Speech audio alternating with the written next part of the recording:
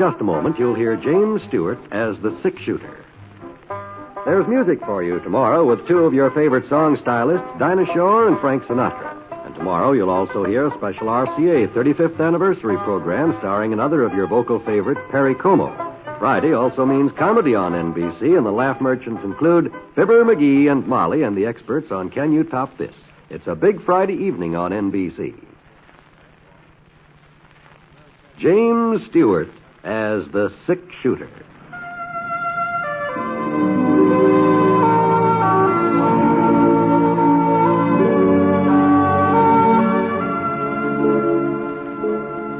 The man in the saddle is angular and long-legged. His skin is sun-dyed brown. The gun in his holster is gray steel and rainbow mother of pearl, its handle unmarked. People call them both the six-shooter.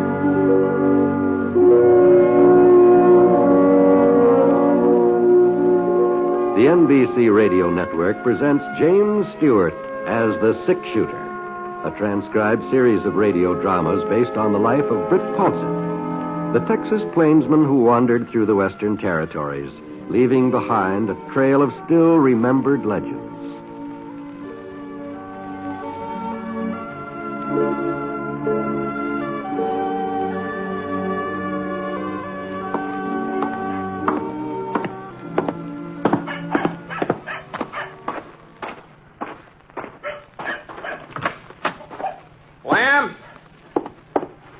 Lamb Trot! Oh, Where are you, Lamb? this stall here, Britt. I'm currying down one of my mares. Thought you said you was going to sleep late this morning. Oh, I just can't seem to get used to a hotel bed. The way you sink down in them, you feel like you're lying in a pile of quicksand. Well, where's Scar? Huh? Scar? Why, my horse. I thought maybe I'd take a ride out towards Saucer Mountain. Which stall's in, huh? Well, now, Britt, I don't want you to fly off the handle. What? What are you talking about? Well, the fact is, Scar ain't in no stall at the moment. Well, what's happened to him? Now, Britt, you know I wouldn't let anything happen to a horse that was left in my livery stable. You know that, don't you? Lamb, where's Scar? Just tell me where he is. Well, he's out. Out? You remember Jess Alden, who runs the Willow Fork Gazette? Sure. Well, sir, Jess and his wife Zoe has got a young lady visiting him. Myra Barker, her name is. She's Zoe's niece. Well, what in the thunder's all this got to do with my horse? Now, there's no need to get your head up, Britt. I'm explaining to you about Scar. Well, you're telling me about some woman named Myra Barker. Now. Well, that's where Scar is at. Myra took him out for a little canter. What? Well, now, you see, she's from back east somewhere, and she ain't got no horse of her own, so every once in a while she rents one of mine. Well, all right, go on, Lamb. Well, she come into the stable this morning about an hour ago, just when I was opening up, and she said she felt like taking a little gallop to work up an appetite for breakfast, and so she is a first-class rider, Britt. I don't care if she...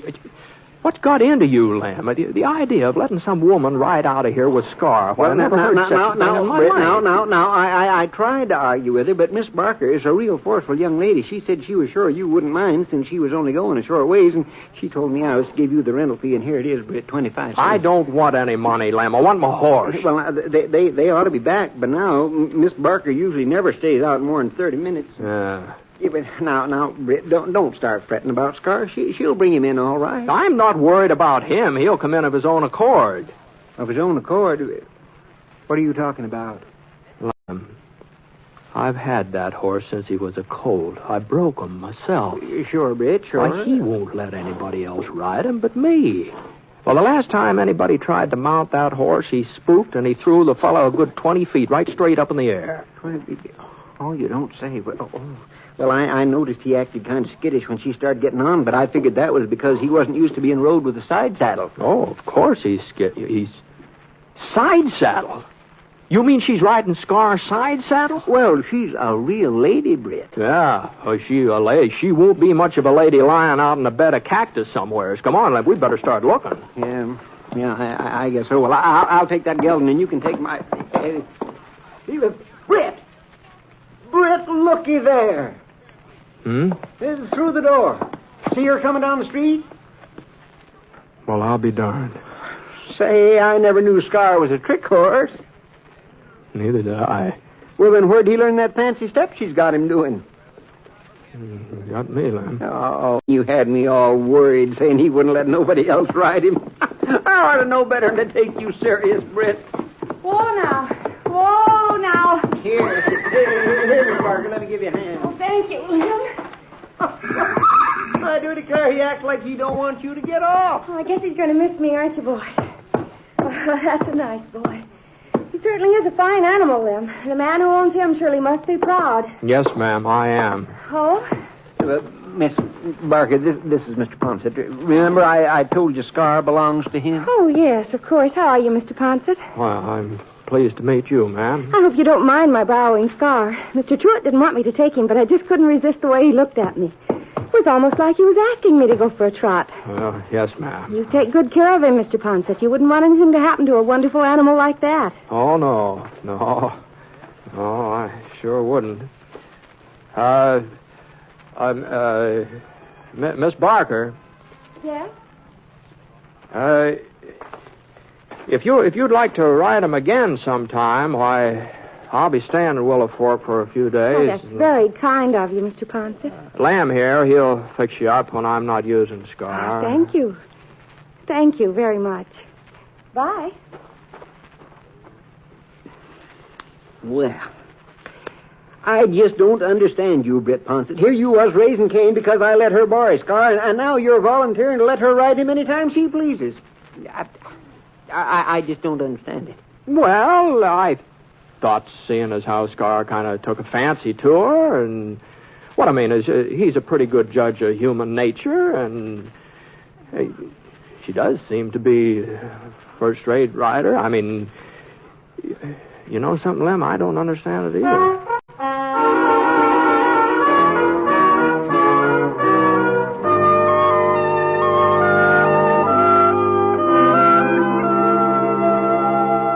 Was a nice-looking young lady. There wasn't any doubt about that. And I liked the way she spoke right out. She didn't beat around the bush like a lot of girls a man runs into. There was something about her eyes that... Well, anyway, I put my saddle on Scar, and we headed out towards Saucer Mountain. A couple of miles east of town, we came into a little hollow where nobody would be able to see us. Whoa, boy, whoa. Whoa, now, slow down. Slow down. I thought maybe I'd get Scar to do that fancy sidestep he was doing with Miss Barker. All right, now, boy, now. No, come on, now. No. Now, that isn't good. Come on, now. Oh, now, Star, come on, now. You were willing to do it for her. Now, come on. Quit that. Well, he just wouldn't do a thing. Acted like he thought I was taking leave of my senses. Oh, quit. I went back up onto the trail, let him travel in the style he was accustomed to. Oh. Must have been about noon the time we got back to town, and I pulled up in front of the cafe. Whoa, boy. Whoa, Scar. Whoa. Doggone you. Oh, Mr. Ponset. Oh, Miss Barker. I was hoping I'd run into you again. You were... Oh, you want to borrow Scar? Well, it's about Scar. But I won't be borrowing him anymore. Oh? You see, I found out I was wrong to take him this morning. Uncle Jeff told me that in West, a man's horse is something he doesn't loan as a rule. I'm terribly sorry. I didn't mean to be so inconsiderate. Oh, you weren't being inconsiderate, Miss Barker. Back east, they probably have different customs, that's all. Then I'm forgiven? Oh, sure, ma'am. You're very generous, Mr. Ponset. Maybe you'll have dinner with us some evening. Well, So that I can prove to Uncle Jeff that I haven't completely disgraced the family name. And so he's a very good cook. Yes, I've always heard about Miss Alden. I never had the opportunity to sample her food, though. Well, any evening at all. I'm sure you'd be most welcome. Well, since I don't know just how long I'm going to be stopping here in town, maybe I oughtn't to put it off too long. I'm going to be free tonight.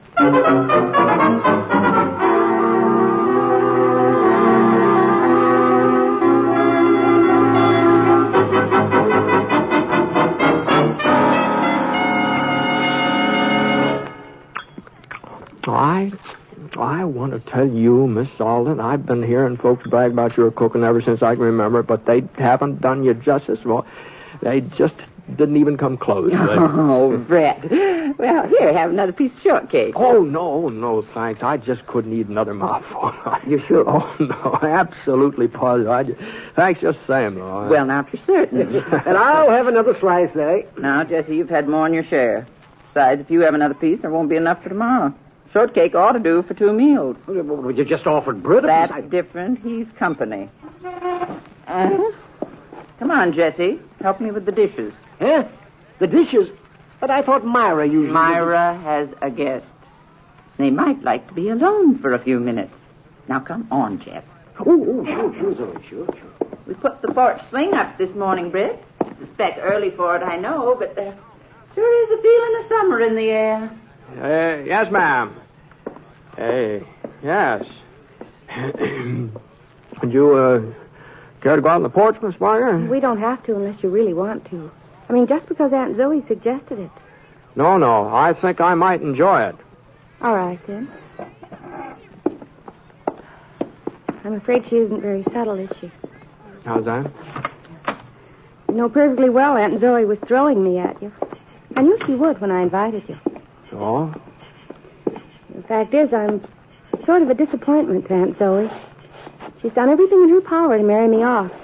But so far, she hasn't had any luck.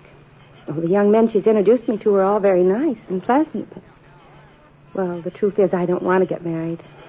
Oh, I see. I'm not the least bit interested in settling down and cooking meals. I like a change of scenery. I like to meet new people. Uh-huh. From what Uncle Jess tells me about you, you feel the same way. Yeah, more or less, I reckon. So I thought that having you to dinner, well, it would please Aunt Zoe, and as far as we were concerned, we might get to be friends, but there'd be no danger of going beyond that point. Uh-huh. Well, now that that's all settled, shall we go inside? Oh, well, there's no hurry, is there? I mean, as long as there's no danger. Since we have this understanding, it is a nice evening, isn't it? Whatever you say. You know, Miss Barker, I was just thinking, every once in a while, somebody tries to get me married off, too. Friends of mine. Their intentions are good, but, well... Oh, I know how it is. What I was getting at is this. I haven't any idea how long I'll be here in Willow Fork, and, as long as I'm here, I was wondering if we couldn't see each other once in a while. That might take some of this marriage pressure off both of us. You see what I mean? Well, I suppose so, but... And we wouldn't be running any risks, seeing as how we have the understanding, you know. And your aunt would be pleased, my friends would be pleased, and... Well, you know, you're awful good company, Miss Barker. Why, thank you. Well, how about it? Well, all in all, I think it's a very practical idea, Mr. Ponset. I'd be delighted to see you again. Good. That's fine. Well, now, I'll get in touch with you the next time there's a doings. It probably won't be right away, but I'll get in touch with you.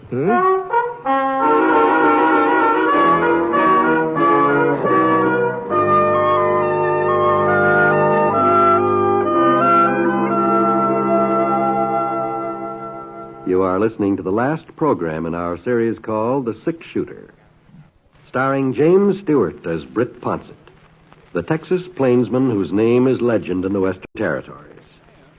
Now, Act 2 of the story called Myra Barker.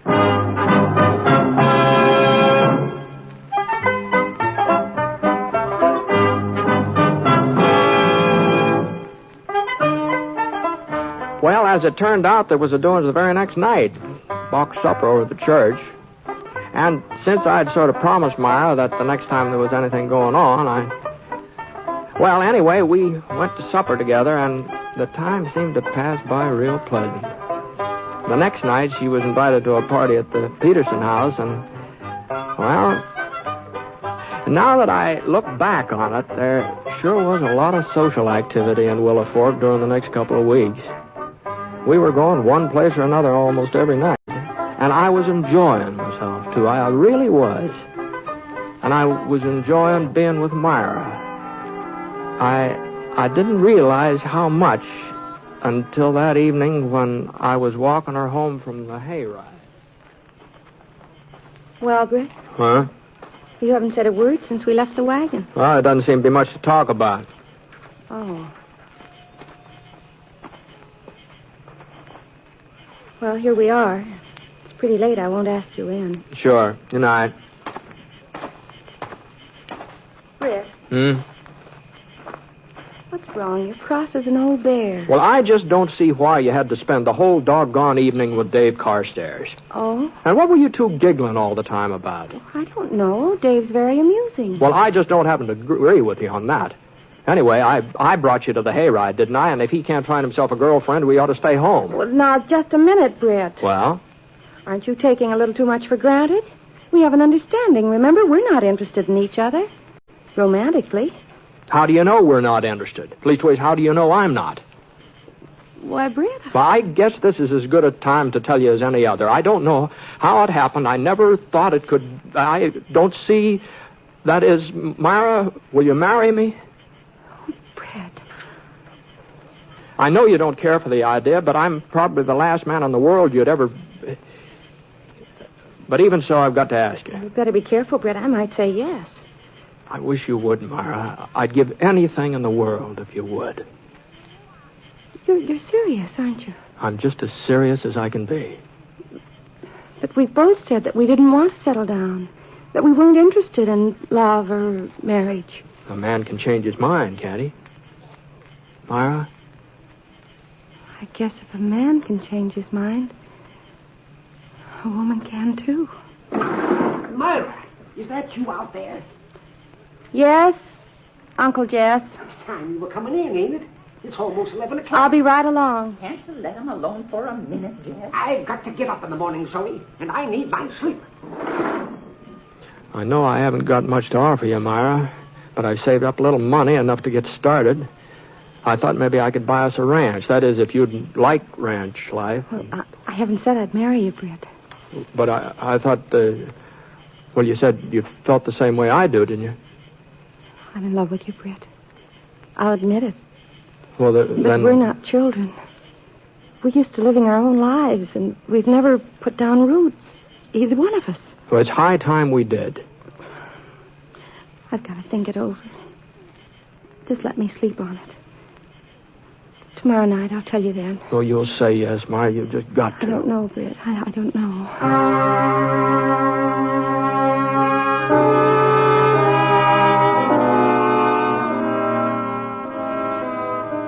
Well, I put in some long days in my life, but that next one, that was the longest I ever spent. Boy. Every once in a while, I'd start thinking that it just couldn't be. That I hadn't really asked a girl to marry me. But then I'd remember Myra, and it seemed like asking her to be my wife was the most sensible thing I'd ever done. Well, I had an early supper, what I could eat of it. And then I headed over to the Aldens. Myra was sitting on the porch swing. She looked even prettier than she had before.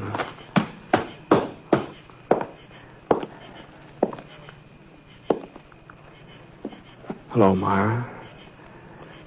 You're early, Britt. Yeah, I guess I am. I thought maybe you'd be late, or maybe you wouldn't come at all once you'd had a chance to think things over. Well, it wasn't me who had the thinking to do. Well, Myra... I'll marry you, Britt. Oh. I couldn't turn you down even if I thought it was best. Even if I knew it was. Oh, this is the best. Is it? Are you sure the day won't come when you're sorry you're tied down, when you're sorry you can't go off on a cattle drive to Kansas, or you can't head over to a new mining camp in Nevada, or you You can't just be by yourself when you want to? No, I've had my share of cattle drives and mining camps, more than my share. And I don't want to be alone anymore, Myra. And besides, settling down will be just as hard for you as it is for me, you know. Your life will be changed, too. It won't be as hard. A woman has roots even if she doesn't realize it. They're there all the time, waiting to take hold. And when if she has a home and a family, forgetting everything else is easy. She does her traveling and her dreaming and her wanting through her children. No, Britt, it's harder for a man. But I'll manage it. And the day won't come when you'll want to get in the saddle and ride up as far as the snow on the mountains. The day won't come when somebody will ask you for help, you and your six-shooter, a friend who needs you. You'll just have to do without. Well, maybe someone like Sheriff Jennings at Eagle Falls, a friend like him. What makes you mention Sam Jennings? You don't even know him, do you? A man came into the Gazette office this morning while I was there. He was from Eagle Falls. He'd said that had some trouble there over a month ago. A shooting. Well, if it was a month ago... The sheriff was wounded, and the man who did the shooting has a grudge against you. He was looking for you. That's why he came to Eagle Falls. Prescott, I think that was the name the man mentioned. Bide Prescott? Yes, that was it. Does he have a grudge against you, Britt? He did have. If the sheriff's wounded and wants you to come over to Eagle Falls to help him... Does Sheriff Jennings want me? The man in the office said he did. There's nobody else to go after Prescott, is there? I don't know. You'd like to go after him, wouldn't you? No. But you feel you should, don't you? But Prescott isn't here. Eagle Falls is over 100 miles away. You haven't answered me, Britt. Do you feel you ought to go after him? Well, if what you say is so, if Sheriff Jennings got wounded on my account, if there's nobody else... Go ahead, Britt. Go on. To Eagle Falls. Do you want me to go? Yes. Yes, I want you to. But it shouldn't take long. I'll come back. No. What? Don't come back, please. But I don't understand. There'll always be a Bide Prescott or a Sheriff Jennings. There'll always be someone or something calling to you, taking you away from me. Oh, you'd turn them down, you'd shut your ears, but you'd still hear it, Britt. And inside you'd feel that it was me that was holding you, and it would be me. No, Myra, I wouldn't blame you. I'd blame myself. And I wouldn't like myself very much for doing it to you. Don't you see, Britt, we're lucky this happened tonight, that we found out in time. No, Myra, Please, Britt, don't come back. Don't. Please don't.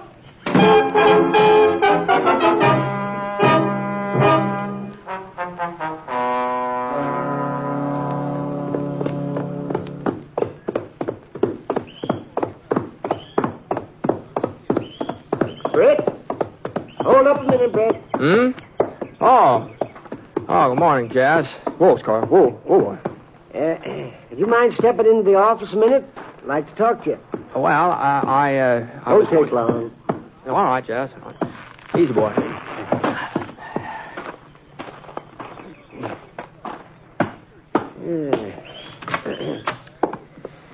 Sit down, Britt. No, I'm kind of restless today, Jazz. Thanks, anyway. You sure have a fiddle foot, don't you? Yeah, guess so. And you're on your way out of town, huh? Yeah. See, what about Myra? She's a fine girl, Jess. Really a fine girl. Mm-hmm. Britt, you're leaving on account of Sheriff Jennings over to Eagle Falls sent for you. Ain't that your reason? You might say so, in a way.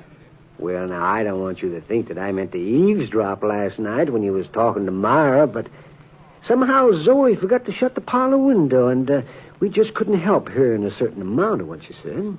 Mm-hmm. Sure, yeah. Well, it ain't true what Myra told you. Leastways, the part about Sheriff Jennings sending for you, that ain't true. The fellow from Eagle Falls didn't even mention your name. Jennings ain't asked for your help, Britt. Yeah, I know, Jess. Huh? Well, you see, I ran into Bide Prescott 3-4 weeks ago, and, well, there's no reason for anybody to be going after him now. Well, if you knew that, if you knew you didn't have to leave Willow Fork, why in the name of common sense didn't you say so to Myra? Well, I figured she had her reasons for making up that story about Sheriff Jennings. I I figured she was trying to turn me down without hurting my feelings. Oh, Britt, she didn't want to turn you down. She was just trying to make sure you wouldn't feel you'd made a mistake if you married her. No, she couldn't really care for me very much, Jess. Then why did she spend all night crying her eyes out? And why was Zoe up till all hours commiserating with her? Well, thanks for telling me that, Jess. Then you ain't leaving. Well, I'm leaving. But I'm real proud to know that Myra is somewhat fond of me. Oh, Britt, if you love her and she loves you... Oh, it's enough that she cried over me for one night, Jess. You know, I remember when I was a kid, my pa was like me in a lot of ways. Always on the move, always off somewhere, getting a new start, taking a new job, hunting a new frontier. He loved my ma, and she loved him, but she spent a lot of nights crying. A lot of nights. I just wouldn't want that to happen to Myra. There's no reason it should. Yeah? Yes. Yes, there is. When she was telling me that story about Sheriff Jennings wanting me to come over to Eagle Falls, I looked at myself real hard, and I knew that if it had been true, if Sheriff Jennings really had sent for me, well, it had been pretty hard for me to turn him down. Even for Myra's sake, it had been pretty hard. And someday I reckon I wouldn't be able to turn him down or anybody else like him, and Myra would spend another night crying, you see. One of these days you'll change, Britt. Maybe I will. Maybe I will. Well, can I tell Myra that you might come back to Willow Fork? No, Jess, I don't think you better. Of course, if I do come back and she's still... Well, maybe we just better wait and see what happens. So long, Britt. Good luck. Thanks, Jess. I'll probably be seeing you again before too long. Let's go, Scar.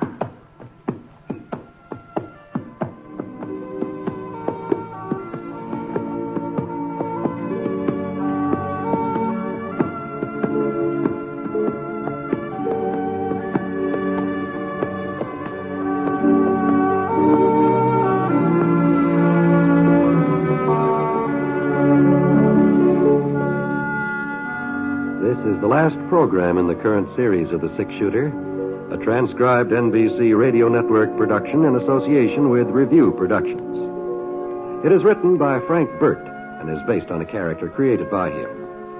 Mr. Stewart may currently be seen in the Universal International picture The Glenn Miller Story.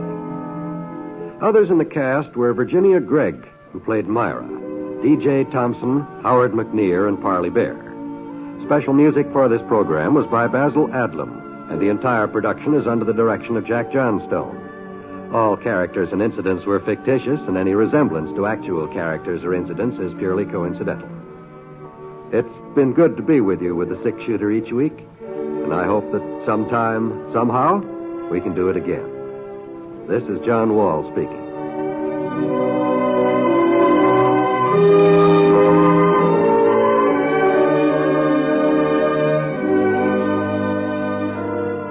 Hear MacDonald Carey and Jason and the Golden Fleece tonight on the NBC Radio Network.